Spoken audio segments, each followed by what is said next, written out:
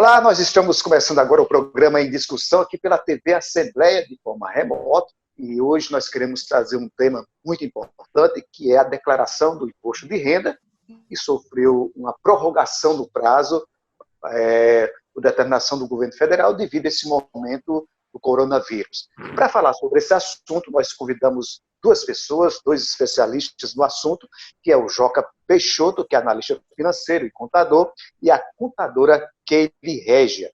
Que sejam bem-vindos aqui ao programa em discussão, a Keila e o Joca. Eu vou começar com a Keila perguntando o que é que mudou com todo esse momento, além da prorrogação da declaração do imposto de renda.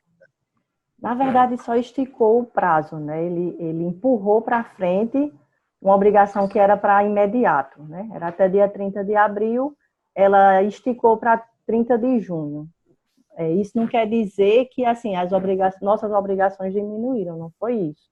Na verdade, elas tiveram as outras obrigações que nós tínhamos, e essa do imposto de renda foi só postergada.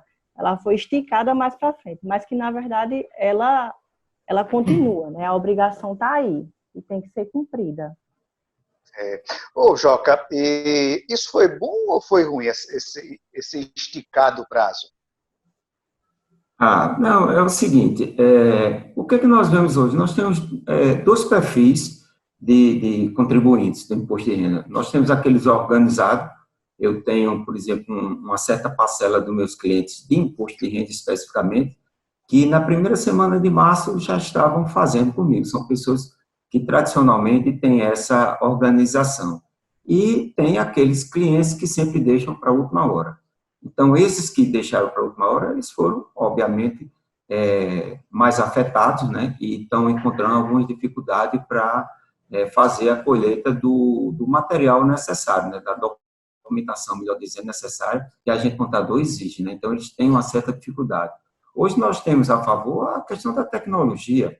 Hoje, pelo celular, você acessa banco, consegue a declaração de informes econômicos, você consegue uma série de coisas, mas tem alguns, por exemplo, como há uma certa obrigatoriedade agora de algumas informações respeito aos imóveis, matrícula do imóvel e tal, então, muitas vezes, essas pessoas precisam ir até cartório. Então, por exemplo, os cartórios estão fechados. Então, tem que aguardar, realmente, algumas empresas, algumas repartições públicas voltarem a funcionar normal. Por isso que eu entendo que essa prorrogação do prazo, como disse bem a colega, ela se fez necessária porque vai atender esse pessoal.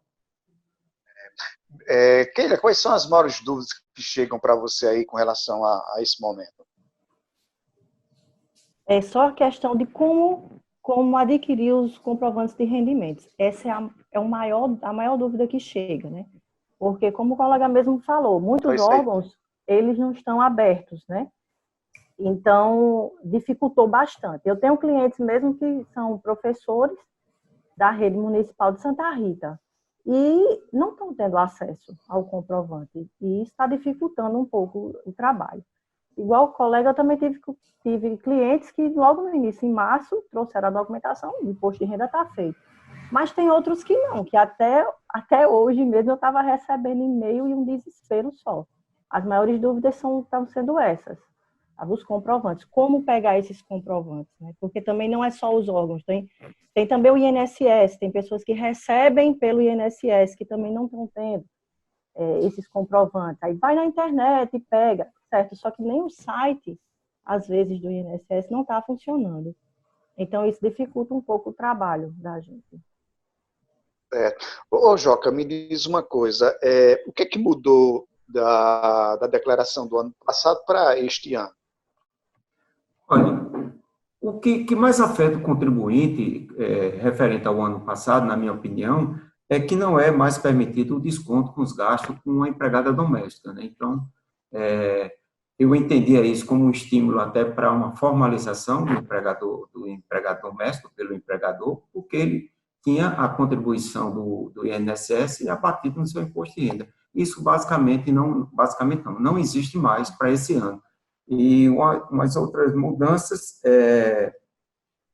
eu até anotei aqui, que seria, por exemplo, os detalhes sobre os imóveis que eu falei na minha intervenção anterior, que você obrigatoriamente tem que colocar matrícula do imóvel, tem que colocar o número do Renavan no seu veículo. Então, são tudo mudanças significativas de um exercício para outro. Mas, assim, em termos de impacto mais diretamente em cima do contribuinte, é a não possibilidade mais da dedução do gasto com o empregado doméstico. Isso aí eu acho que realmente nós tivemos uma perda muito grande. Isso sem contar que já estamos 2 anos sem a tabela do IRPF ser atualizada, né? Então, a gente, assim, conseguimos, quem consegue um aumento salarial, então, muitas vezes a gente é forçado a mudar da faixa de contribuição do IRPF sem ela ser acompanhada também por isso. Então, isso nos traz um prejuízo muito grande para nós contribuintes. Você falou aí com relação a essa questão da declaração de patrimônio, com relação à residência, a casa, o automóvel.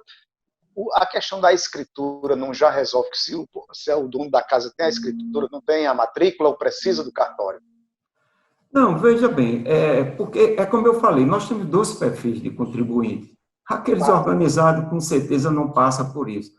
Mas tem outros, o imóvel é meu porque era do meu pai e tal. Porque nós temos muito aqui na nossa sociedade, uma particularidade do Nordeste e da Paraíba, a gente tem muito aquele negócio. Você mora numa casa que foi da sua mãe, do seu pai, que mora lá há 10 anos, se acomodou, nunca passou por seu nome. Isso, a receita, ela está em cima. Porque, queira ou não queira, é um imóvel seu, seja por usufruto, usucapião, doação. Você tem que regularizar essa situação. Então, vai chegar uma hora que você, na hora de preencher, porque já faz 2 anos seguidos que ele abre o espaço lá, não é ainda obrigatório, mas eu já estou estimulando meus clientes a, traga a informação, traga o número da matrícula. Você não vai regularizar, não, seu imóvel, porque vai chegar uma hora que eles vão ficar impedidos de fazer a declaração. Porque está lá o imóvel e ele está pedindo a documentação do imóvel. Porque, por exemplo, para você ter a posse e o domínio do seu carro, você tem um DUT no seu nome e no seu CPF. Então, a gente está caminhando para esse mesmo tratamento com relação ao imóvel. O imóvel, não basta agora você só dizer que é seu, você tem que provar. E isso a Receita está em cima. Porque a gente sabe que há muitos brasileiros com patrimônios até consideráveis, mas que legalmente a Receita desconhece que esse patrimônio pertence a esse contribuinte, a esse cidadão. Verdade. Kelly, eu queria que você explicasse uma coisa para a gente. Existe uma faixa de percentual para a cobrança do imposto de renda. Explica para a gente como é que funciona isso. A faixa é o seguinte, existe a faixa de isenção, né? A partir de 26 mil, eu creio, não recordo agora, um pouco mais que isso, 26 mais 27 mil. 27 mil, arredondando. Mais 27 mil, uns 28 mil. Mas... Isso. Então, até isso aí é isento. Até esse valor anual, tá? Não é mensal. É anual, é isento. A partir de 27 mil, aí passa a ser obrigatório. E passa a ser obrigatório tendo as retenções, né, de imposto de renda. Tem pessoas, por exemplo, que receberam férias, aí teve R$12 de retenção de imposto de renda. Esse valor você tem que declarar lá para dizer e tentar restituir esses R$12, certo? E mesmo que você mas é R$12, não vou fazer questão tal, mas mesmo assim você fica com a pendência lá na Receita Federal. Então você tem que fazer a declaração. E caso você faça essa declaração depois do prazo, aí é gerada uma multa. Me diz uma coisa, você declarou de 3 fontes de renda e, de repente, não era um valor tão alto assim, mas foi descontado.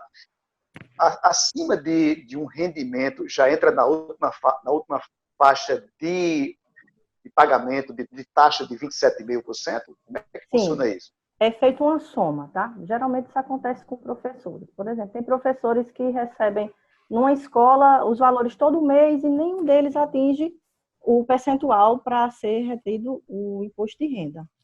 Certo? Mas chega lá, quando vai fazer o imposto de renda do ano, quando junta as 3 rendas, aí dá o imposto de renda a pagar. Mas por quê? Porque ele passou o ano todo sem ter retenção de imposto de renda, porque a renda que ele teve em 3 escolas, tá? Elas elas mensalmente não atingiam o valor para ser descontado o imposto de renda. Não mensal, mas quando fez a soma anual, aí atingiu o valor a ser descontado. No caso, tem que ser pago. Geralmente isso acontece com quem tem mais de uma renda, né? Geralmente acontece muito com o professor. A professor que acontece bastante. Ok. Nós estamos com um programa em discussão, falando sobre declaração do imposto de renda. Nós vamos agora ao intervalo e voltamos daqui a pouco, e você não sai daí.